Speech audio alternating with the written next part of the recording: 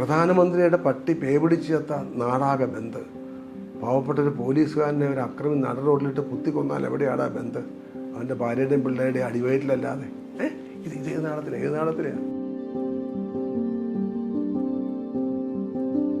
ഞാൻ എന്ത് പറഞ്ഞാലും, എൻ്റെ സ്വഭാവത്തെ പറ്റി പറഞ്ഞാലും, എൻ്റെ ജീവിതത്തെ പറ്റി പറഞ്ഞാലും, എന്നെപ്പറ്റി പറയുമ്പോഴൊക്കെ എനിക്ക് പ്രചോദനം അല്ലെങ്കിൽ അനുഭവം അല്ലെങ്കിൽ എൻ്റെ അറിവുകളെല്ലാം പകർന്നത് അച്ഛൻ്റെ കൂടെയുള്ള ജീവിതത്തിൽ നിന്നാണ്.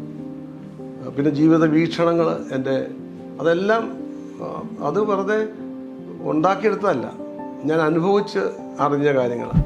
ഫയലെടുത്തിട്ട് ഈശ്വരൻ പറയും നോക്കണ എൻ്റെ. അപ്പം പിശാച് ഇത് വായിച്ചിട്ട് എത്രയോ ലക്ഷക്കണക്കിന് പള്ളികൾ, ലക്ഷക്കണക്കിന് അമ്പലങ്ങൾ, ലക്ഷക്കണക്കിന് മോസ്കുകളൊക്കെ വായിക്കും.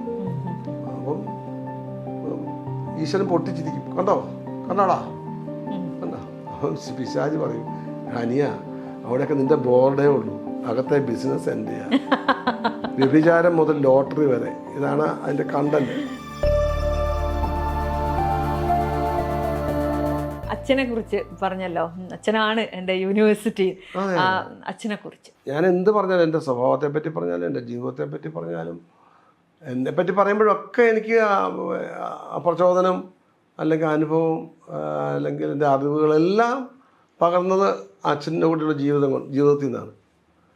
പിന്നെ ജീവിത വീക്ഷണങ്ങൾ അതെല്ലാം അത് വെറുതെ ഉണ്ടാക്കിയെടുത്തതല്ല, ഞാൻ അനുഭവിച്ച് അറിഞ്ഞ കാര്യങ്ങളാണ്. അപ്പോൾ അച്ഛനൊരു വലിയ യൂണിവേഴ്സിറ്റി തന്നെയാണ്. അച്ഛൻ എന്നുള്ളതിനപ്പുറം ഞാൻ കണ്ടുള്ളൊരു എൻ്റെ റോൾ മോഡൽ എല്ലാം കൊണ്ടും വളരെ ധീരനായ, സത്യസന്ധനായ, എന്തിനേയും അഭിമുഖീകരിക്കാനുള്ള മനസ്സിന് കരുത്തുള്ള ആൾ. അതിനകത്തൊരു ആരെയും ഭയപ്പെടാതെ ഒരു പ്രത്യേക രാഷ്ട്രീയ പാർട്ടികളുടെയോ ആരുടെയെങ്കിലും വശം ചേർന്ന് നിന്ന് അല്ലെങ്കിൽ ഔദാര്യങ്ങൾ പിടിച്ചു പറ്റാൻ വേണ്ടിയിട്ട് അങ്ങനെ ഒരിക്കൽ പോലും എൻ്റെ അച്ഛനൊരു നിമിഷം ഞാൻ കണ്ടില്ല. അങ്ങനെയായിരുന്നെങ്കിൽ അച്ഛൻ എന്തെല്ലാം ആകാമായിരുന്നു. അതൊന്നും അങ്ങനെ ഒരാളല്ലായിരുന്നു അച്ഛൻ. എവിടെയോ ഞാൻ അത് ഒരു ഇൻ്റർവ്യൂവിൽ പറഞ്ഞത് ശ്രദ്ധിച്ചിട്ടുണ്ട്. അതായത് അച്ഛനൊരു വിശ്വാസിയൊന്നും ആയിരുന്നില്ല, പക്ഷെ അച്ഛനൊരു ബലവാനായതുകൊണ്ടാവും. പക്ഷെ ഞാൻ അങ്ങനെയല്ല, എനിക്ക് അല്ലേ. അതായത് അച്ഛൻ പറയുന്നത് വിശ്വാസത്തെ പറ്റി പറയുന്നത് ഭീരുക്കൾ ചാരുന്ന മതിലാണ് ദൈവം. ഞാൻ ഭീരുവല്ല, എനിക്ക് ആ മതിലും വേണ്ട എന്നാണ്. അത് പറയാൻ കാര്യം, അദ്ദേഹം ഒരു 19 വയസ്സുള്ളപ്പം ഇവിടെ നാട് വിട്ടു, മലേഷ്യ പോയി ജോലി അന്വേഷിച്ചു, ഒരുപാട് ബുദ്ധിമുട്ടി, തെണ്ടിത്തിന് ഒരുപാട് കഷ്ടപ്പെട്ട് പല ജോലികളും ചെയ്ത് അങ്ങനെ അപ്പോഴാണ് INA സുഭാഷ് ചന്ദ്രബോസ് സിംഗപ്പൂരിൽ വരുന്നു, INA വളരെ ശക്തമാകാൻ പോവുകയാണെന്ന് അറിയുന്നു. അപ്പോൾ അത്യാവശ്യം നല്ലൊരു ജോലി കിട്ടി. ആ ആള് വ്യക്തിപരമായിട്ട് പറഞ്ഞാൽ വീട്ടിൽ പ്രശ്നങ്ങൾ, അമ്മ ഒരു പെണ്ണിനെ കല്യാണം കഴിച്ചോളാമെന്ന് ഒരു പെണ്ണിന് അതായത് എൻ്റെ അമ്മയ്ക്ക് വാക്ക് കൊടുത്തു, എന്നിട്ടാണ് പോകുന്നത്. അത് അച്ഛൻ്റെ ശകലം ബന്ധമാണ് അമ്മയായിട്ട്.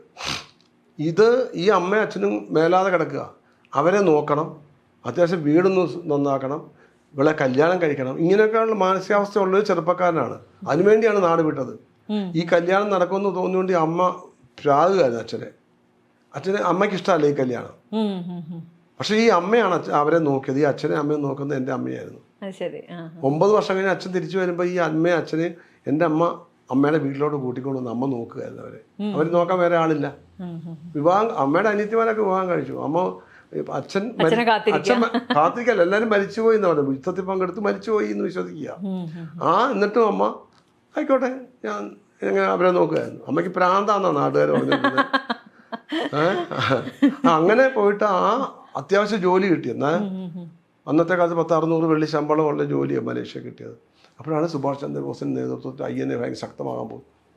അപ്പം പെട്ടെന്ന് ചാടി ഇറങ്ങി INAയിലേക്ക് കിട്ടിയത്. അങ്ങനെ INA ചേർന്നു. അവിടുത്തെ TDS ആയിട്ടുള്ള ട്രെയിനിങ്, പിന്നെ യുദ്ധത്തിൽ പങ്കെടുക്കുന്നു, മരണം കാണുന്നു. പിന്നെ ഒരു രാജ്യം വിട്ടിട്ട് ബ്രിട്ടീഷുകാർ പോയിട്ട് ജപ്പാൻകാർ പിടിക്കുന്നു, ജപ്പാൻകാരെ ഓടിച്ചത് ബ്രിട്ടീഷുകാർ പിടിക്കുന്നു. ഇതിനിടയ്ക്കുള്ള സ്ട്രഗിൾ മുഴുവൻ അനുഭവിക്കുക. മരണമൊക്കെ തൊട്ട് മുന്നിൽ മരണം കാണുന്നു, ശവങ്ങൾ ഇങ്ങനെ നിരന്ന് കിടക്കുന്നു, അതിൻ്റെ മേലെ കൂടി ചവിട്ടി പോകേണ്ടി വരുന്നു, യുദ്ധത്തിൽ പങ്കെടുക്കുന്നു, ഇതിനിടയ്ക്ക് അസുഖം വരുന്നു, പിന്നെ പട്ടാളം പിടിക്കുന്നു, ഇംഗ്ലീഷുകാർ പിടിക്കുന്നു. അവിടെ രക്ഷപ്പെടാൻ വേണ്ടി ഒരു ഇംഗ്ലീഷുകാരൻ തന്നെ ക്യാൻറ്റീനിൽ പോയി ജോലി ചെയ്തു. അവിടുന്ന് അവർ പിടിക്കുന്നത്. അവിടുന്ന് കൽക്കട്ടയെ കൊണ്ടിരുന്നു, അവിടുന്ന് രക്ഷപ്പെട്ടു. അങ്ങനെയാണ് നാട്ടിൽ വരുന്ന അമ്മയെ കല്യാണം കഴിക്കുന്നത്. അപ്പം ഇത്രയും വലിയ സ്ട്രഗിൾ. പിന്നെ ഇവിടെ വന്നിട്ടും കല്യാണം കഴിച്ചു 3-ാം ദിവസം 4-ാം ദിവസമായപ്പം കയ്യിലൊന്നും ഇല്ലാതെ വന്നതെന്ന് മനസ്സിലാകുന്നു. 3-ാം ദിവസം അമ്മയെ കൈ പിടിച്ചൊരു വീട്ടിൽ നിന്ന് ഇറങ്ങുക.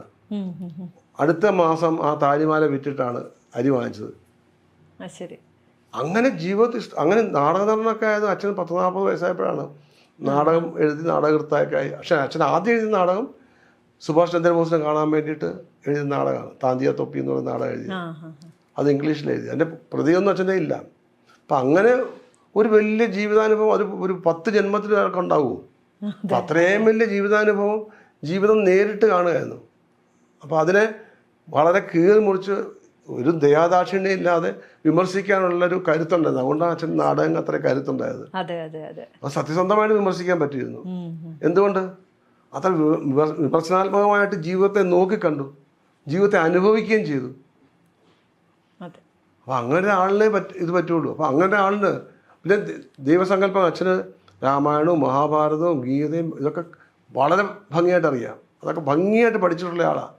നാടകങ്ങളിലൊക്കെ ഇപ്പം ഭാവത്രയം നാടകമുണ്ട്. അതിനകത്ത് 2-ാമത്തെ രംഗത്തിൽ കൃഷ്ണനും അർജുനും തമ്മിലുള്ള ഇതാണ്. അവർ തമ്മിൽ യുദ്ധക്കളത്തിൽ വെച്ചത് ഇവർ തമ്മിലുള്ള ഗീതയിലെ വാക്ക് ഇതുണ്ടല്ലോ, ശ്ലോകങ്ങൾ ചൊല്ലി, അതാണ് അതിൻ്റെ ഡയലോഗ്. അത് കൃത്യമായിട്ട് അങ്ങനെ നാടകം തന്നെ എഴുതിയിരിക്കുന്നത്. അപ്പോൾ അതിനെപ്പറ്റി വളരെ വ്യക്തമായിട്ട് ധാരണയുണ്ട്. നമ്മുടെ ഇന്നത്തെ ജീവിതമായിട്ട് കണക്ട് ചെയ്തുകൊണ്ടാണ് നാടകം. അപ്പം ഇതൊക്കെ അറിയുകയും ചെയ്യാം. ഭംഗിയായിട്ട് ജ്യോതിഷം അറിയായിരുന്നു, പാമിസ്ട്രി പഠിച്ചിട്ടുണ്ട്. അപ്പോൾ ഇതൊക്കെ മനഃശാസ്ത്രം, ഫ്രോയിഡിൻ്റെ ബുക്ക് അച്ഛൻ മലയാളത്തിൽ പരിഭാഷപ്പെടുത്തിയിട്ടുണ്ട്. അത് 22-ാമത്തെ വയസ്സിൽ. അങ്ങനെ ഒരു മനുഷ്യന് അത്ര വ്യക്തമായ ജീവിതത്തെപ്പറ്റിയും ദൈവത്തെപ്പറ്റിയുള്ള കാഴ്ചപ്പാട്. കുട്ടിക്കാലത്ത് അമ്മയും അച്ഛനൊക്കെ ഭയങ്കര വിശ്വാസികളായിരുന്നു. അച്ഛൻ്റെ ആത്മകഥ എഴുതിയിട്ടുണ്ട്. അച്ഛന് 10 വയസ്സുള്ളപ്പോൾ അച്ഛനെ കൊണ്ട് പാലക്കാട് ഒരു സ്വാമിയാരുടെ മഠത്തിൽ പോയി അവരവിടെ ഭജന ഇരുന്നതും അച്ഛനും ഭജന ചെയ്ത കൂടെ. അത് വീട്ടിൽ വന്നപ്പോൾ അച്ഛന് തോന്നി അച്ഛനൊരു സിദ്ധനാണെന്ന് 10 വയസ്സിൽ. അപ്പം അച്ഛൻ്റെ അമ്മ സപ്പോർട്ട് ചെയ്തു. ഇതേ ഇപ്പം ഒരു ദിവസം കർക്കിടക മാസം ഒരു കർത്താവിൻ്റെ അന്ന് അച്ഛൻ പറഞ്ഞു ഒന്ന് ചന്ദ്രൻ ഉദിക്കുമെന്ന്. അപ്പം നാട്ടുകാരെ കൂടെ കൂടി അമ്മ സപ്പോർട്ട് ചെയ്തു. ഇപ്പം അവൻ പറഞ്ഞ ശരി, അവൻ സിദ്ധിയാണെന്ന് അമ്മ ഭയങ്കര നാക്കായിരുന്നു. അച്ഛൻ്റെ അമ്മയെ അവർ ഭയങ്കര പൊടിപ്പും തൊങ്ങലും വെച്ച് ഇങ്ങനെ പറയാൻ ഭയങ്കര സമർത്ഥയായിരുന്നു. അച്ഛൻ പറയും ഒരു നാടകൃത്താകാൻ കാര്യം എൻ്റെ അമ്മയാണെന്നാണ്. ഭംഗിയായിട്ട് നുണ പറയാൻ അറിയാമായിരുന്നു അമ്മയ്ക്കെന്ന്. അപ്പം അങ്ങനെയൊക്കെയുള്ളൊരു ജീവിതമുള്ള ഒരാളിന് പറയാൻ പറ്റും. അച്ഛൻ മരിക്കുന്നതിന് മുമ്പേ ഞാൻ ചോദിച്ചു, അല്ല ഞങ്ങൾ ചുമ്മാ തമാശനും പിള്ളേരെ കുടിക്കാൻ ചോദിക്കും, അച്ഛനൊന്നിനെപ്പറ്റി വിശ്വാസം ഇല്ലാത്തതുകൊണ്ട്. പക്ഷേ ഇന്ന് ആരോടും പ്രസംഗിക്കാൻ പോകുന്നില്ല ദൈവമില്ല എന്ന് പറയുന്നത്, അങ്ങനത്തെ ഒന്നുമില്ല. അച്ഛൻ്റെ വിശ്വാസങ്ങൾ അതൊക്കെ. അപ്പം ഞങ്ങൾ ചോദിച്ചു വിശ്വാസമൊന്നുമില്ല, കാര്യമൊക്കെ ശരി. അപ്പം ഈ മരിച്ചു കഴിഞ്ഞാലേ ഞങ്ങൾ എന്താ കുഴിച്ചിടുവോ, എന്താ ചെയ്യേണ്ടത്? അപ്പം അച്ഛൻ അത് നിങ്ങൾക്ക് ഇഷ്ടമുള്ള ചെയ്തോ, അല്ല ഞങ്ങൾ എന്നാലും എന്തെങ്കിലും അത് വെട്ടി മൂടുവോ ചുട്ട് കരിക്കുകയോ, ഇതാണ് പാചകം. വെട്ടി മൂടുവോ ചുട്ട് കരിക്കുകയോ എന്ത് വേണം ചെയ്തോ. ഞങ്ങൾ എന്നാലും അപ്പം അല്ല പറ്റുമെങ്കിൽ ആ ഒരു കവിത, അച്ഛൻ്റെ കവിത എഴുതി വെച്ചാൽ അച്ഛൻ ഒരുപാട് കവിത എഴുതിയിട്ടുണ്ട്. അത് പറ്റും. ഞാനൊരു പ്രിൻറ്റിങ് പ്രസ് തുടങ്ങി പണ്ട് എൻ്റെ കുട്ടി 20 വയസ്സുള്ള കോളേജ് കഴിഞ്ഞപ്പോൾ. അപ്പം അന്ന് ആദ്യം പ്രിൻറ്റ് ചെയ്യാൻ വേണ്ടിയിട്ട് ഞാൻ എന്തെങ്കിലും വെച്ചാൽ എഴുതി തരാൻ പറഞ്ഞു. അന്ന് ആ നിമിഷമാണ് പറയുന്നത്. 10-10:30 മറ്റേ മുഹൂർത്തം. അച്ഛൻ പറഞ്ഞു ഉടനെ പറഞ്ഞാൽ എങ്ങനെയാണ് എന്നൊക്കെ പറഞ്ഞ് പെട്ടെന്ന് ദേഷ്യമൊക്കെ വന്നിട്ട് കൊണ്ടോ കള്ളാസ് അന്നേരം എഴുതിയൊരു 4 വരി കവിതയുണ്ട്. അപ്പം പറഞ്ഞു ഒരു കാര്യം ചെയ്യും, നിങ്ങൾക്ക് എത്ര നിർബന്ധമാണ് ഞാൻ മരിച്ചു കഴിയുമ്പോഴേ കല്ലേലോ എന്തെങ്കിലും ഇതൊന്നും അതില്ല. അന്ന് ഞാൻ കുട്ടൻ്റെ പ്രസിൻ്റെ അതവിടെ നിന്ന് വേണേൽ കുറിച്ചിട്ടേക്കാൻ പറഞ്ഞു. അപ്പം അച്ഛൻ മരിച്ചു കഴിഞ്ഞപ്പോൾ ഞാൻ അവിടെ നല്ല മണ്ഡപം ഉണ്ടാക്കിയായിരുന്നു ഈ കൃഷ്ണശിലയിൽ. അപ്പോൾ അവിടെ ഞാൻ ആ കവിത കൊത്തി വെച്ചിട്ടുണ്ട്. അതിതാ, എന്തൊരത്ഭുതം, എന്നെ പ്രപഞ്ചം സൃഷ്ടിച്ചതോ അല്ല ഞാൻ എന്നിൽ കൂടി പ്രപഞ്ചം സൃഷ്ടിച്ചതോ, ഉത്തരം കാണാത്തൊരു ചോദ്യങ്ങൾക്ക് അവസാനം ഉത്തരം എഴുതുവൻ മരണപത്രത്തിൽ ഞാൻ. ഇതാണ് ആ കവിത. അത് അവിടെ എഴുതി വെച്ചത്. അപ്പോൾ അച്ഛൻ വിശ്വസിക്കുന്നതാണ്. എന്തൊരത്ഭുതം, എന്നെ പ്രപഞ്ചം സൃഷ്ടിച്ചതോ അല്ല ഞാൻ എന്നിൽ കൂടി പ്രപഞ്ചം സൃഷ്ടിച്ചതോ. അപ്പം പലപ്പോഴും എന്നോട് പറയാറുണ്ട്, ഈ പ്രപഞ്ചം സൃഷ്ടിച്ചതിൻ്റെ കാരണം തന്നെ എനിക്ക് വേണ്ടിയിട്ടാണ്. അത് ഞാൻ ആത്മകഥ എഴുതിയിട്ടുണ്ട്. ഈ ഭൂലോകം ഉണ്ടാകുന്നതിന് മുമ്പുള്ള അവസ്ഥയില്ല, അന്ന് പരമാണുവായിട്ട് പോലും ഞാൻ ഉണ്ടായിരുന്നതാണ്. ഈ പ്രക്രിയ മുഴുവൻ നടന്ന് അങ്ങനെ കറങ്ങിത്തിരിഞ്ഞ് എല്ലാം കൂടെ പൊട്ടിത്തെറിച്ച് ഭൂമി ഉണ്ടായി, ഓരോ ചരാചരങ്ങളുണ്ടായി. വന്ന് ഈ നിമിഷമുണ്ടല്ലോ, ഞാനുണ്ടാകുന്ന ഈ നിമിഷത്തിന് വേണ്ടിയായിരുന്നു എന്നാണ്. അതിലൊക്കെ ഞാനുണ്ടായിരുന്നു. അങ്ങനത്തെ ഒരു സങ്കല്പമുള്ള മനുഷ്യനാണ്. ഞാൻ ജനിച്ചു, ഞാൻ എൻ്റെ മരണത്തോടുകൂടി ലോകമില്ല. എന്താ, ഞാൻ കാണുന്നതല്ലേ ലോകമുള്ളൂ. അങ്ങനെ രീതിയിൽ വരെ ചിന്തിക്കാൻ പറ്റുന്ന ഒരു മനുഷ്യനായിരുന്നു. അത് വിശ്വസിക്കാൻ വിശ്വസിക്കത്തക്ക രീതിയിൽ പറയാൻ പറ്റുമായിരുന്നു. എനിക്ക് അല്ലെന്ന് ആര് പറഞ്ഞു എന്ന് ചോദിക്കും. പിന്നെന്തിനാ ഈ ലോകം സൃഷ്ടിച്ച്, എന്നൊക്കെ വേണ്ടി അല്ലാതെ എന്തിനാ? അപ്പം അതൊക്കെ വളരെ ഭംഗിയാണ്. അല്ല ഞാൻ പറയാം, ആർഗ്യുമെന്റ്, ഒരു ഗട്ടറിക് ആർഗ്യുമെന്റ് എന്നൊക്കെ പറഞ്ഞ് അങ്ങനെയൊക്കെ സംസാരിക്കാൻ, അങ്ങനെ ലോകത്തിനെ കാണാൻ ആ ഒരു ലോകവീക്ഷണമുള്ള ഒരാളായിരുന്നു. അതിൻ്റെ ലക്ഷ്യത്തിലൊന്നും എനിക്കില്ല. പിന്നെ ഞാൻ അച്ഛനാകാൻ ശ്രമിച്ചിട്ട് കാര്യമില്ല, മനസ്സിലായി. അപ്പം എനിക്കും വിശ്വാസമില്ലായിരുന്നു. ഞാൻ കുട്ടിക്കാലത്ത് പറഞ്ഞ വീട്ടിൽ നാമം ജപിക്കാറില്ല. അമ്മയ്ക്ക് അത്യാവശ്യം വിശ്വാസമാണ്. അമ്മ ചിലപ്പോൾ അമ്പലത്തിൽ പോവുകയൊക്കെ ചെയ്യും. അപ്പോൾ അമ്മയുടെ കൂടെ ഞാൻ അമ്പലത്തിലൊക്കെ പോകുമായിരുന്നു. എനിക്കപ്പോൾ പക്ഷെ തൊഴാനൊന്നും അറിയാമേ. അമ്മ മരിച്ചു കഴിഞ്ഞപ്പോൾ എനിക്കൊരു ഒരു ഹോളോ ഫീൽ ഉണ്ടായിരുന്നു. എനിക്ക് അമ്മ എല്ലാം, അച്ഛനായെന്നൊക്കെ പറഞ്ഞാലും ശരിക്കും എൻ്റെ ഏറ്റവും വലിയ ശക്തി അമ്മയായിരുന്നു. പക്ഷെ അമ്മ പോയി കഴിയുമ്പോൾ എനിക്കറിയാൻ പറ്റില്ല, ഒരു ഭയങ്കര ഒരു എന്തോ ഞാൻ ഒരു ഒറ്റപ്പെടൽ എനിക്ക് തോന്നി. ആ സമയത്ത് എൻ്റെ ഒരു സുഹൃത്ത്, അച്ഛൻ്റെ സുഹൃത്താണ്, പുള്ളി മൂകാംബിയിൽ പോകും. അപ്പം പുള്ളി എന്നെ ചോദിച്ചു, നീ വരുന്നോ? അപ്പം ഞാനും നാടകമില്ലാത്ത സമയമാണ്. അപ്പോൾ ശരി, അങ്ങനെ ഞാനും ഭാര്യയും എൻ്റെ മോനൊരു 2 വയസ്സുള്ള സമയത്ത് അങ്ങനെ അവിടെ പോയി കഴിഞ്ഞപ്പോൾ എനിക്കൊരു സമാധാനം തോന്നി. എനിക്കറിയില്ല എന്താന്ന്. ഞാൻ അവിടെ പോയി തൊഴുതിട്ടും എനിക്ക് തൊഴാൻ ഇങ്ങനെ അറിയാൻ മേല. അന്നേരം എന്താ പറയേണ്ടതെന്നറിയില്ല. നാമം ചോദിച്ചിട്ട് ശീലമില്ലാത്ത ഞാനെങ്ങനെയാണ്. പക്ഷേ അവിടെ ചെന്ന് എനിക്ക് സമാധാനം തോന്നി. ഞാൻ ഇപ്പോഴും ഇടയ്ക്കിടയ്ക്ക് പോകും എനിക്ക് സമാധാനത്തിന് വേണ്ടി. അത് പറഞ്ഞ ഞാൻ വേറെ പല അമ്പലങ്ങളൊന്നും ഞാൻ പലപ്പോഴും പോയിട്ടുണ്ട്. ഇപ്പം ഗുരുവായൂർ ഞാൻ പോയിട്ടുണ്ട്, വേറെ പല സ്ഥലത്തും പോയിട്ടുണ്ട്. എനിക്ക് അങ്ങനെ തോന്നിയിട്ടില്ല. ഇതെനിക്കൊരു ഒരു ആശ്വാസം. ഇപ്പം എൻ്റെ വീട്ടിലേക്ക് എനിക്ക് ചെന്ന് കഴിഞ്ഞൊരു സമാധാനമില്ലേ. ഇപ്പം ഇതിപ്പോൾ ഞാൻ എൻ്റെ സിസ്റ്ററിൻ്റെ വീടാണ്. എനിക്കിപ്പോൾ എറണാകുളത്ത് വന്ന് ഇത്രയും ഹോട്ടലുണ്ട്, അവിടെ താമസിക്കുന്ന ഇവിടെ വരുമ്പോൾ എനിക്ക് കുറച്ച് കംഫർട്ട് സോണാണ് എനിക്ക്. എനിക്ക് ഇപ്പോൾ എറണാകുളത്തെ വീട് ഞാൻ മേടിച്ച് തന്നെ കൊടുത്തു. എനിക്ക് കോട്ടയത്ത് ഉളശ്ശേരിയിൽ അച്ഛൻ്റെ വീട്ടിൽ താമസിക്കുമ്പോഴാണ് എൻ്റെ കംഫർട്ട് സോൺ എന്ന് പറഞ്ഞ പോലെ. എനിക്ക് മൂകാംബിയിൽ പോകുമ്പോൾ എനിക്കെന്തോ ഒരു സമാധാനം. അത് വിശ്വാസമാണോ അതേപോലെ, അതൊക്കെ അങ്ങനെ ഒരു വിശ്വാസമൊക്കെ വരുന്നത് എൻ്റെ ബലഹീനത ആകാം. ഞാനതുകൊണ്ട് ദൈവത്തിനെ പറ്റി തർക്കിക്കാനൊന്നും പോകാറില്ല. പക്ഷെ എനിക്ക് ഉണ്ടോ ഇല്ലയോ എന്നുള്ളത് ഇപ്പോഴും വ്യക്തമല്ല. അതിൻ്റെ എനിക്കുള്ള രീതിയിലൊന്നും ഞാൻ കണ്ടിട്ടുമില്ല. അങ്ങനൊരു അനുഭൂതി ഉണ്ടാവണം. ഒരു അനുഭൂതി ഉണ്ടായിട്ട് നമുക്കൊരു അങ്ങനെ തോന്നിയിട്ടില്ല. പക്ഷേ എനിക്ക് അതിനേക്കാളൊക്കെ തോന്നി, ഇപ്പം അഭിനയിക്കുമ്പോഴാണെങ്കിൽ ശരി, പെട്ടെന്ന് നമുക്കൊരു എന്താ ചെയ്യേണ്ടതെന്നൊക്കെ ഉള്ള ഞാനും ചിന്തിക്കാത്ത പോലെ എനിക്ക് പലപ്പോഴും നമ്മൾ ഷവർ ചെയ്യുന്നുണ്ട്. അങ്ങനെ അതൊക്കെ ഒരു അച്ഛൻ്റെ ഒരു ഇതായിട്ടാണ് എനിക്ക് തോന്നണേ. അത് അച്ഛൻ്റെ ആയിട്ട് തോന്നാൻ കാര്യം എന്നെ അത്രമാത്രം ഞാൻ ഡെഡിക്കേറ്റഡ് ആണ് അഭിനയമായിട്ട്. ഇത്രയും വർഷമായില്ലേ, ഇത് തന്നെയല്ലേ ജോലി. അപ്പം ഞാൻ വേറെ ഒന്നിനു വേണ്ടി എൻ്റെ എനർജി ഉപയോഗിക്കുന്നില്ല. ഞാൻ അതിനുവേണ്ടി വേറൊരു കാര്യത്തെപ്പറ്റി വലുതായിട്ട് ചിന്തിക്കാറില്ല.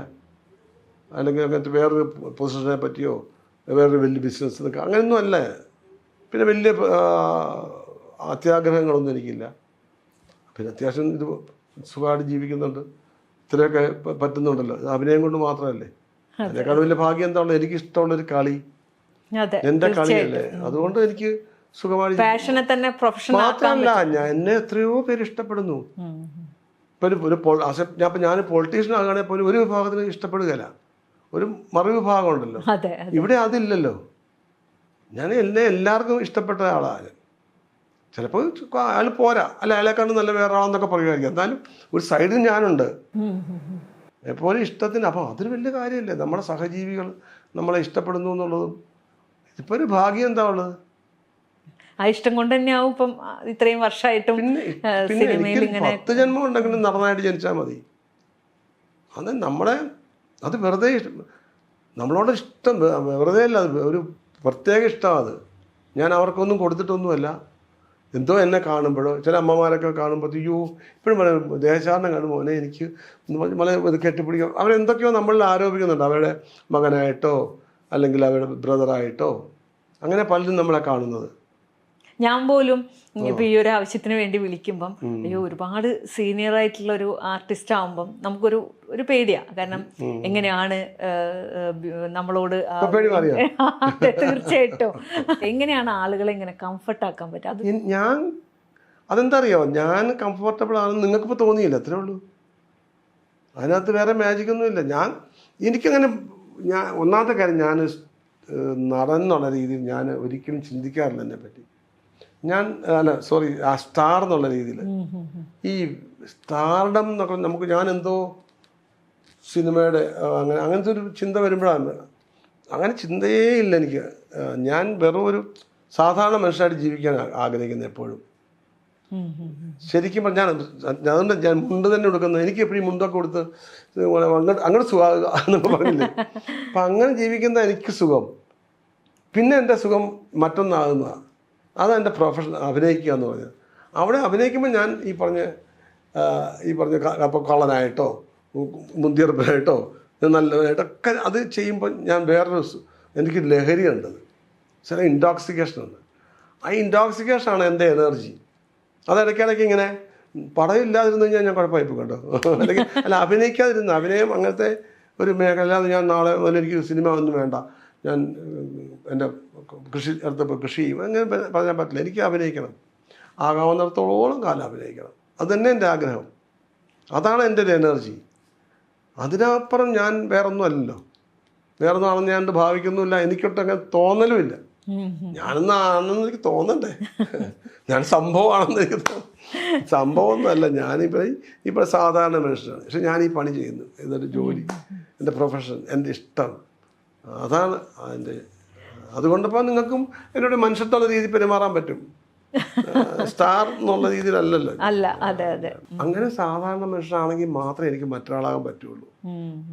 അങ്ങനെ ടെക്നിക്കും കൂടെ ഞാൻ എൻ്റെ മനസ്സിൽ കരുതുന്നത്.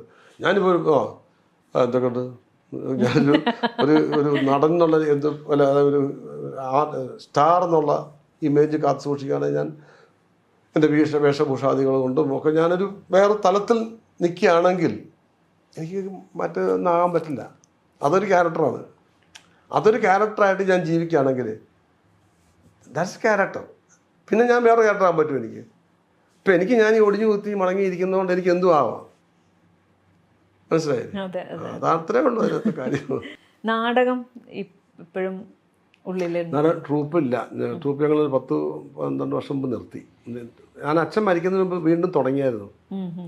അച്ഛൻ മരിക്കുന്നതിന് 1 വർഷം മുമ്പ് തുടങ്ങി, 94 തുടങ്ങി. അതിൻ്റെ അച്ഛൻ്റെ നാടകങ്ങൾ ഇപ്പോൾ കാവാലി, ക്രോസ്ബെട്ട്, ഈശ്വരൻ അറസ്റ്റിൽ, അങ്ങനെ കുറേ നാടകങ്ങൾ അവതരിപ്പിച്ചു വീണ്ടും. പക്ഷേ പിന്നെ ഇപ്പം അത് ബുദ്ധിമുട്ടായിട്ട് വരുന്നു. ബുദ്ധിമുട്ട് വെച്ചാൽ നല്ല നടീനന്മാരെ കിട്ടാനില്ല.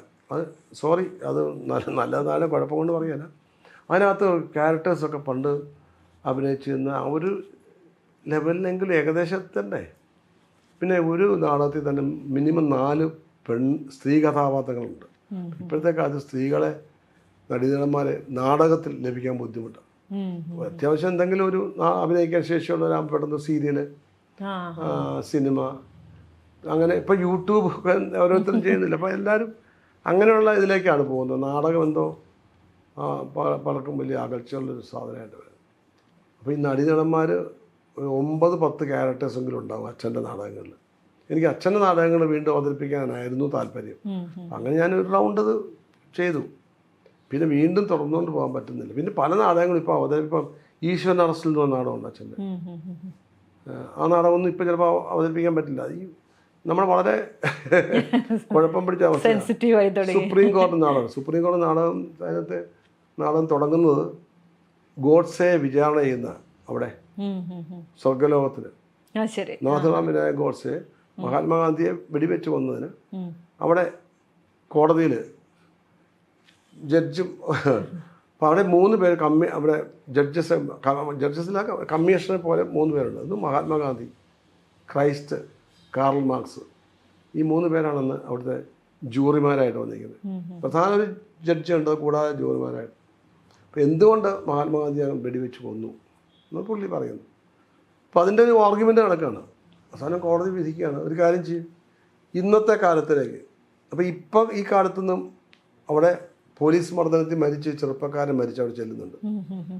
അതാണ് ഞാൻ അഭിനയിച്ചത്. കാരണം അപ്പം അയാളുടെ നേതൃത്വം ജഡ്ജി പറയും ഒരു കാര്യം ചെയ്യാം, ക്രിസ്തുവും മഹാത്മാഗാന്ധിയും ഗോഡ്സെയും എല്ലാം, ഗോഡ്സെയല്ല, ഇവർ 3 പേരും ഈ പയ്യനും കൂടെ നാട്ടിലോട്ട് തിരിച്ചു പോരുക. പിന്നെ കാണുന്നത്, പിന്നെ അടുത്ത നെക്സ്റ്റ് സീൻ എന്ന് വെച്ചാൽ നമ്മുടെ കേരളത്തിൻ്റെ ഒരു ക്രോസ് സെക്ഷനാണ്. അതായത് അതൊരു പ്രത്യേക ബോർഡ് കൊണ്ട് വെച്ച് കഴിഞ്ഞാൽ ഒരു സീൻ ഓപ്പൺ ചെയ്ത് കഴിഞ്ഞാൽ 2 ഡമ്മി ക്യാരക്ടേഴ്സ് ഉണ്ട്, അവരെ ബോർഡ് വയ്ക്കും. ബസ് സ്റ്റാൻഡ്, മൂത്രപ്പുര, പോലീസ് സ്റ്റേഷൻ, അതുപോലെ ആശുപത്രി, മെൻ്റൽ ഹോസ്പിറ്റൽ, അങ്ങനെ പല പല ബോർഡ് വെച്ച് കഴിഞ്ഞാൽ അവിടെ ആകും. പെട്ടെന്ന് ഇങ്ങനെ ക്യാരക്ടേഴ്സ് മാറി വരും. അവിടെയൊക്കെ ഇവർ വരുന്നതാണ്. ഈ ബുദ്ധനും മഹാത്മാഗാന്ധിയും യേശുക്രിസ്തുവും കാർൽ മാർക്സും വന്ന് ഇപ്പോഴത്തെ ലോകം അവർ കാണുന്നതാണ്. മനസ്സിലായോ? അതാണ്. പിന്നെ അവസാനത്തെ രംഗത്ത് പുള്ളി അവിടെ തിരിച്ചു ചെന്നിട്ട് പറയും, ആ ബാക്കിയുള്ള ഉണ്ട കൂടെ വെച്ചേക്കാൻ പറയുന്നത്. അതിനകത്ത് 2 വെടിവെച്ചുള്ളൂ, ബാക്കി 3 ഉണ്ടയും കൂടെ വെച്ചേക്കെന്ന് പറയുന്നിടത്താണ് നാടകം. അപ്പോൾ അവർ കാണുന്ന നമ്മുടെ അവരൊന്നും, അതാ ഞാൻ മുമ്പേ പറഞ്ഞത്, അവരൊന്നും വീക്ഷിച്ചതോ പ്രതീക്ഷിച്ചതോ വിഭാവന ചെയ്തോ ഒന്നുമല്ല നമ്മുടെ ലോകം. അപ്പം അത് എത്രമാത്രം വികൃതമാണെന്നുള്ളതാണ് ആ നാടകത്തിൽ കാണിക്കുന്നത്. ആ നാടകം ഇന്നിപ്പോൾ അഭിനയിക്കാൻ പറ്റുമോ? എന്നുവെച്ചാൽ ഇവിടെ ഇന്നത്തെ കാലം വളരെ വളരെ മോശമാണെന്ന് ഞാൻ പറഞ്ഞതിൻ്റെ കാര്യം അതാണ്. പണ്ട് ഈ നാടകങ്ങൾ ഗംഭീരമായിട്ട് കളിച്ച ആൾക്കാർ, പിന്നെ ആൾക്കാർ ആ സ്പിരിറ്റിൽ കണ്ടിരുന്നു. ഇന്ന് ആ സ്പിരിറ്റിലല്ല കാണുന്നത്. അത് വളരെ 1-2 ബാഡ് എലിമെന്റ്സ് പോലെ. നാടകം എന്ന് പറയുന്നത് എല്ലാവരും പ്രേക്ഷകരും കൂടെ കാണുന്ന സാധനമല്ലേ. ഇവിടെ 10 പേര് പോരെ മോശമാകാൻ. അതുപോലെ ഈശ്വരൻ എന്ന് പറഞ്ഞ നാടകം, ഈശ്വരനും പിശാചും ഏകോദര സഹോദരന്മാരാണ്. ഇവർ തമ്മിൽ മൂപ്പുള്ള തർക്കമാണ്. എളുപ്പം ആരാണ്, മൂപ്പൻ ആരാണെന്നുള്ള തർക്കമുണ്ട്. ഒരേ വേഷം, കറുത്ത തൊപ്പി, കറുത്ത ഗൗണും, ഇങ്ങനെ വക്കീലന്മാരൊക്കെ ഇടുന്ന പോലത്തെ വലിയ കോട്ടില്ലേ, ബ്ലാക്ക് ഫേസ് മാത്രമേ കാണാവുള്ളൂ. ചേട്ടന് വലിയ ഈശ്വരനും പിശാച്, ഇവർ തമ്മിൽ തർക്കമാണ്. പിശാച് പറഞ്ഞ് ഞാനാണ് ഈശ്വരനാണ്, ഞാനുണ്ടായിട്ടാണ് നീ ഉണ്ടായത്. ഈവിൾ ഉണ്ടാകുമ്പോഴാണല്ലോ ഗുഡ് ഉണ്ടാവുന്നത്. എൻ്റെ കെയർ ഓഫിലാണ്. മനസ്സിലായല്ലേ? അവിടെ പറയുന്നത് ദൈവം പറയും, ഇവർ തമ്മിൽ തർക്കം കൂടുമ്പം ഒരു ഫയലെടുത്തിട്ട് ഈശ്വരൻ പറയും, എന്താ നോക്കടാ എൻ്റെ. അപ്പം പിശാച് ഇത് വായിച്ചിട്ട് എത്രയോ ലക്ഷക്കണക്കിന് പള്ളികൾ, ലക്ഷക്കണക്കിന് അമ്പലങ്ങൾ, ലക്ഷക്കണക്കിന് മോസ്കുകളൊക്കെ വായിക്കും. അപ്പം ഈശ്വരൻ പൊട്ടിച്ചിരിക്കും, കണ്ടോടാ. അപ്പം പിശാച് പറയും, അനിയ അവിടെയൊക്കെ നിന്റെ ബോർഡേ ഉള്ളൂ, അകത്തെ ബിസിനസ് എൻ്റെ ചെയ്യാം. വ്യഭിചാരം മുതൽ ലോട്ടറി വരെ, ഇതാണ് അതിന്റെ കണ്ടന്റ്. എത്ര ശക്തമായ കണ്ടന്റ് ആണല്ലേ. എനിക്ക് തോന്നുന്നു അതൊക്കെ ഇന്ന് ശരിക്കും വരണം. അത് ആ നാടകത്തിൽ പറയുന്നത് അവസാനം പറഞ്ഞു, ഇവര് മരിച്ചു, ഈ സ്വർഗത്തിനും നരകത്തിനും ഇടയ്ക്കുള്ള ഒരു അന്തരാള ഘട്ടത്തിലാണ് ഇന്ന് സംഭവം നടക്കുന്നത്. അവിടെ ഒരു വണ്ടി അപകടത്തിൽ മരിച്ചുപോയ കുറേ ക്യാരക്ടേഴ്സ് വരുന്നുണ്ട്. ഒരു ഉമ്മ, ഒരു ഭക്തൻ, ഒരു ഉപദേശി, അവരൊക്കെ മരിച്ചവിടെ ചെന്നിരിക്കുന്നവരാണ്. പിന്നെ ഇവർ തമ്മിലുള്ള തർക്കമാണ് ദൈവത്തിനെ കാണുന്നതിൽ. മുസ്ലിമുണ്ട്, ഹിന്ദുവുണ്ട്, ക്രിസ്ത്യനുണ്ട്. പക്ഷെ ഇവർക്കൊന്നും ദൈവത്തിനെ നേരിട്ട് കാണുമ്പോൾ ഇതാണ് ദൈവം. ഐൻസ്റ്റീൻ, അന്നത്തെ ഡ്യൂട്ടി ഓഫീസർ ആൽബർട്ട് ഐൻസ്റ്റീനാണ്. ഓരോ ദിവസവും ഓരോരുത്തരുണ്ട്, എവിടുന്നാണ് വരുന്നത്, പേരുന്നാളും ഒക്കെ കുറിക്കും. അത് ആൽബർട്ട് ഐൻസ്റ്റീനാണ്. അപ്പം അവരോട് പറയും, ഞങ്ങൾക്ക് ഈ ദൈവത്തിനൊന്ന് കാണണം. അപ്പോൾ പറയും, അവസാനം ഐൻസ്റ്റീൻ സഹി കിട്ടുമ്പോൾ പറയും, ഈ ഇരിക്കുന്ന 2 പേരിൽ ഒരാളാണ് ദൈവം എന്ന് പറയും. ഈശ്വരനും പിശാചും 2 പേരും ഇങ്ങനെ ഇരിക്കും. 2 പേരും ചുറ്റും നോക്കുകയാണെങ്കിൽ ഒരു പിടുത്തവും കിട്ടുന്നില്ല. അതായത് ദൈവത്തിനെ നേരിട്ട് കണ്ടിട്ട് പോലും മനസ്സിലാവുന്നില്ല. അതാണ് അതിൻ്റെ ഒരു അർത്ഥശൂന്യത. പിന്നെ ഐൻസ്റ്റീൻ പറയാണ്, ഇതൊന്നും ഇല്ലാത്തൊരു ലോകമുണ്ട്, ഈ മനസ്സെന്ന ഇന്ധനം കൊണ്ട് ഞാനത് നിറയ്ക്കും. ഇവിടുന്ന് ഭൂമിയിൽ നിന്ന് മനുഷ്യൻ തൊടുത്തു വിട്ടൊരു ഉപഗ്രഹമുണ്ട്, അതിങ്ങനെ ഇടയ്ക്കിടയ്ക്ക് ഇങ്ങനെ മുകളിൽ പാഞ്ഞ് പോകുന്നുണ്ട്. അവൻ ഇടയ്ക്ക് ചില സിറ്റുവേഷനിൽ പറയുന്നുണ്ട്, ദൈവം പറയും, ഞാൻ ഈ ലോകം മുഴുവൻ എൻ്റെ കൈത്തുമ്പിലാണ്, വിരൽത്തുമ്പിലാണ്, ഞാനിത് ഒറ്റ ഏറെറിയുമെന്നും ഭൂമി എടുത്ത് അണ്ടകടാഹം എടുത്ത് എറിയുകയൊക്കെ ചെയ്യുന്നുണ്ട്. പക്ഷെ ഒരു മാറ്റവും സംഭവിക്കുന്നില്ല, ഭൂമി അപ്പോഴും കറങ്ങിക്കൊണ്ടിരിക്കുകയാണ്. ഐൻസ്റ്റീൻ ചിരിക്കും, കണ്ടോ, മനുഷ്യൻ ഭൂമിയിൽ നിന്ന് തൊടുത്തു വിട്ടൊരു ഉപഗ്രഹത്തിൻ്റെ ഭ്രമണപഥത്തിൽ 1 സെൻറ്റിമീറ്റർ പോലും തെറ്റിക്കാൻ നിങ്ങൾക്ക് പറ്റുന്നില്ല. മനുഷ്യൻ അവിടെയും തോൽപ്പിക്കുകയാണ് നിങ്ങളെ, മനുഷ്യൻ ജയിക്കുകയാണ്. അപ്പോൾ ഇതിനിടയ്ക്ക് മരിച്ചു വന്ന സ്ത്രീയെ തിരിച്ചു വിടേണ്ട അവസ്ഥ വരും. എന്നുവെച്ചാൽ ഹൃദയസ്തംഭനം കൊണ്ട് മരിച്ച സ്ത്രീയാണ്. അവരെ അങ്ങോട്ടാണ് കൊണ്ടുപോയി, നരകത്തിലേക്കോട്ട് കൊണ്ടുപോയി. പക്ഷേ അവരെ തിരിച്ചു പോരേണ്ട അവസ്ഥ വരിക. എന്നുവെച്ചാൽ വിദഗ്ധനായ ഡോക്ടർ അവരെ ഹൃദയം മാറ്റിവെച്ച് ശസ്ത്രക്രിയ ചെയ്ത് ജീവിപ്പിച്ചു. മനുഷ്യൻ ജയിക്കുക, നീ തോക്കുക. ആ ഐൻസ്റ്റീൻ പറയുന്നു. അങ്ങനെ ഇവരില്ലാത്തൊരു ലോകം. അങ്ങനെ അത് സെക്കൻഡ് സീൻ അതാണ്. അവിടെ ആണും പെണ്ണും അല്ല, സ്ത്രീയാണെന്ന് തോന്നും, പക്ഷെ അവർ രണ്ടും ആണ്. ഒരു വ്യക്തിയിൽ തന്നെ ആണുമുണ്ട് പെണ്ണുമുണ്ട്. അങ്ങനെ ഒരു പ്രത്യേക ലോകമാണ്. അതാണ് സെക്കൻഡ് സീൻ. അവിടെ ചെന്ന് ഇവരുടെ ബുദ്ധി ശരിയാക്കാൻ വേണ്ടിയിട്ട് അവർ ഒരു ഓപ്പറേഷനൊക്കെ നടത്തി വളരെ വിശിഷ്ടമായൊരു വസ്തു ഇവരുടെ തലയിൽ വെക്കാനൊക്കെ ശ്രമമൊക്കെ ചെയ്യുന്നുണ്ട്. പക്ഷെ അതിനിടയ്ക്ക് ഈ ഒരു മണ്ടൻ ചാക്കോയുണ്ട്, ഉപദേശിയുണ്ട്, ഉമ്മയുണ്ട്. ഇവരെ ഓപ്പറേഷൻ കഴിഞ്ഞിട്ട് ഈ സാധനം എടുത്ത് തലയിൽ വെക്കണം. ഈ ഓപ്പറേഷൻ ഇടയ്ക്ക് ബോധം വരുമ്പോൾ നോക്കുമ്പോൾ സാധനം ഇരിക്കും, നല്ല തിളക്കമുണ്ട്, എടുത്ത് വിഴുങ്ങും എല്ലാം. അതുപോലെ നമ്മൾ ശീലിച്ചു പോയി ഇമോഷണോ ഇതൊക്കെ. അത് അവസാനം അവർക്ക് പോലും രക്ഷിക്കാൻ പറ്റും നിങ്ങളെ അവസാനം കാഴ്ച ബംഗ്ലാവിലെ വസ്തുക്കളായിട്ട് വെക്കുമെന്നാണ്. അപ്പോൾ വേണ്ട, തിരിച്ചു വിടാമെന്ന് പറയും. അവസാനം ഐൻസ്റ്റീൻ പറയും പാവങ്ങളാണ്, ഞാൻ തിരിച്ചു വിടാം ലോകത്തിലേക്ക്. ഐൻസ്റ്റീനോട് ചോദിക്കും, നിങ്ങളെ ഞങ്ങൾ അതിഥിയായിട്ട് സ്വീകരിക്കുകയാണ്. അവർ നമിക്കും. അപ്പോൾ ഈശ്വരനും ഇവരെ എല്ലാം അവർ അക്സെപ്റ്റ് ചെയ്യുന്നു. അവസാനം ഈശ്വരനും പിശാചും തമ്മിൽ കെട്ടിപ്പിടിച്ച് പറയും, നീയും ഞാനും ഒരു വലിയ നിഴലും. അവിടെ ഇവർ നിൽക്കുമ്പോൾ ഫോക്കസ് ചെയ്യുമ്പോൾ സ്ക്രീനിൽ ഒരു വലിയ നിഴലുണ്ട്, ഒരു ബ്ലാക്ക്, അതിൽ തീരുക. മനുഷ്യന്റെ ബോധം അവിടം വരിക. എത്ര ഗംഭീരമായ ആശയം! എന്തൊരു അതന്നെ സത്യത്തിൽ ആ ആശയമൊക്കെ ഇപ്പൊ വരണം. ഇപ്പം തോന്നുന്നു NN പിള്ളേനെ പോലെയുള്ളൊരു എഴുത്തുകാരൻ, സംവിധായകന് ആഗ്രഹമുണ്ട്. എനിക്ക് ആ നാടകം അവതരിപ്പിക്കണം, വലിയ ആഗ്രഹമുണ്ട്. പക്ഷേ എനിക്കറിയില്ല എന്താണ് ചെയ്യേണ്ടത്. അതാണ് ഞാൻ പറഞ്ഞത്. ഞാൻ പല കാര്യങ്ങളും അങ്ങനെയുള്ള കാര്യത്തിൽ ഞാൻ മനസ്സുകൊണ്ട് ഒരുപാട് ഇന്നത്തെ കാലഘട്ടത്തിനെ പറ്റി ഓർക്കുമ്പോൾ എനിക്ക് ഭയങ്കര വിഷമമുണ്ട്. പക്ഷെ അത് ആരോട് പറയാൻ?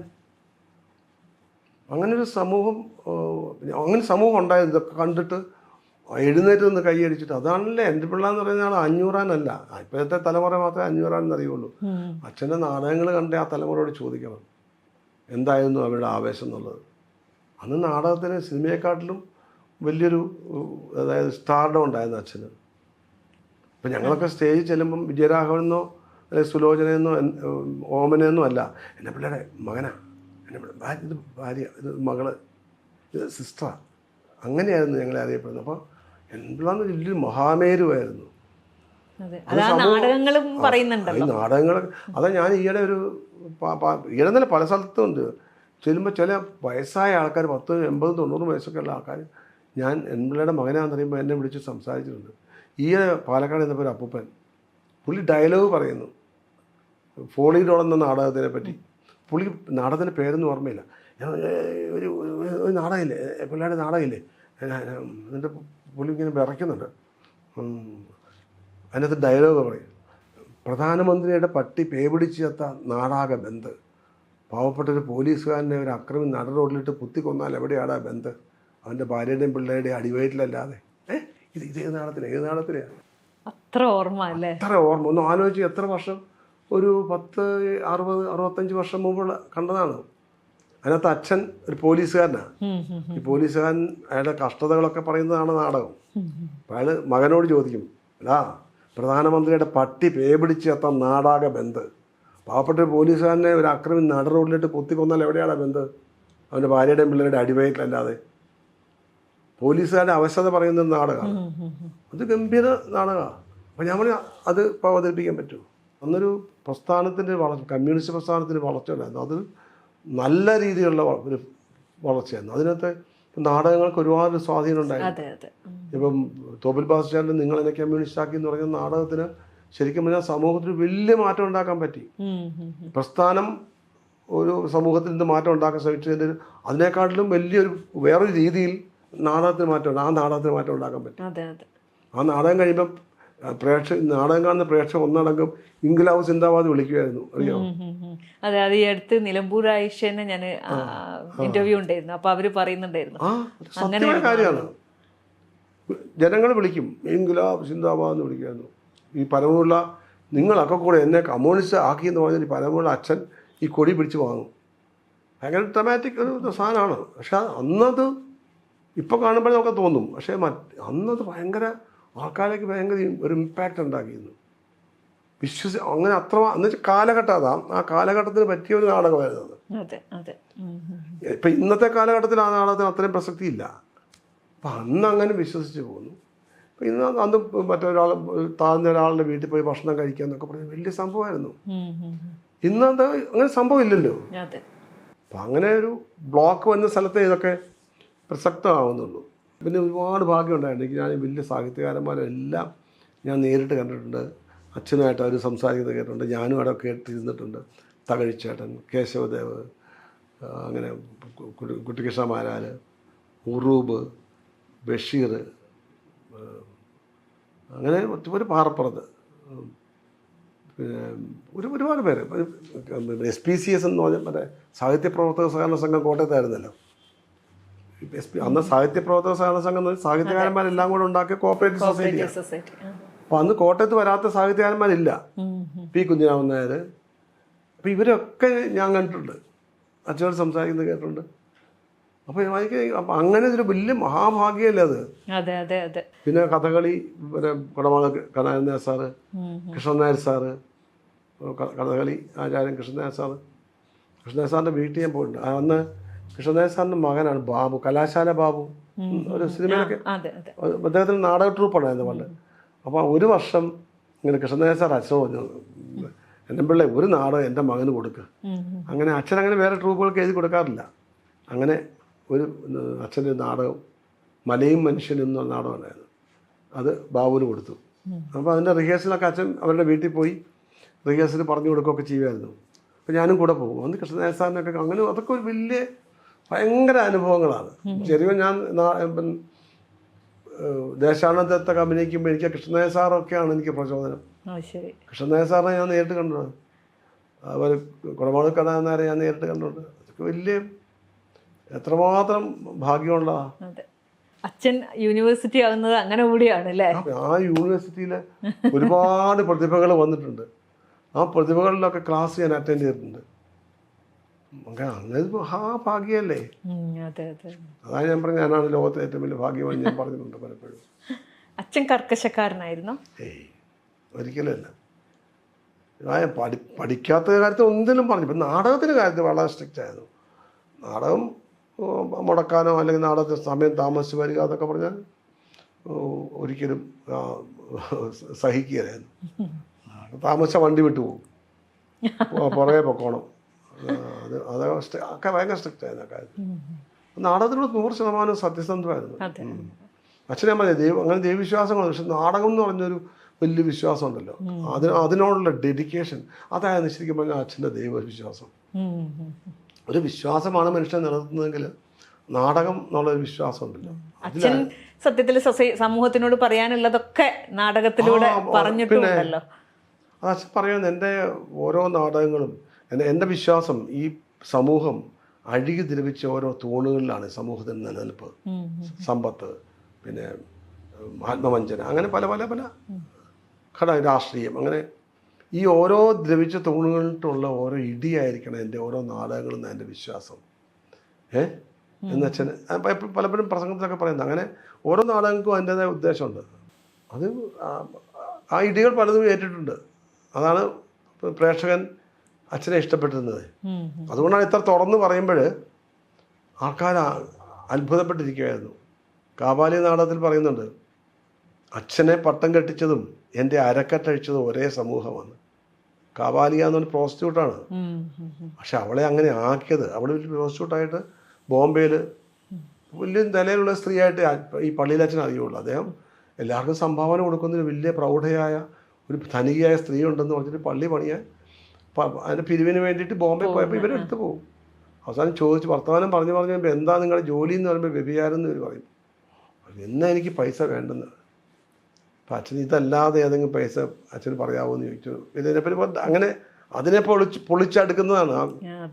അങ്ങനെ അവസാനം അവളോട് പറയുന്നുണ്ട്, അച്ഛനോട്, അച്ഛനെ പട്ടം കെട്ടിച്ചതും എൻ്റെ അരക്കട്ടഴിച്ചതും ഒരേ സമൂഹമാണ്.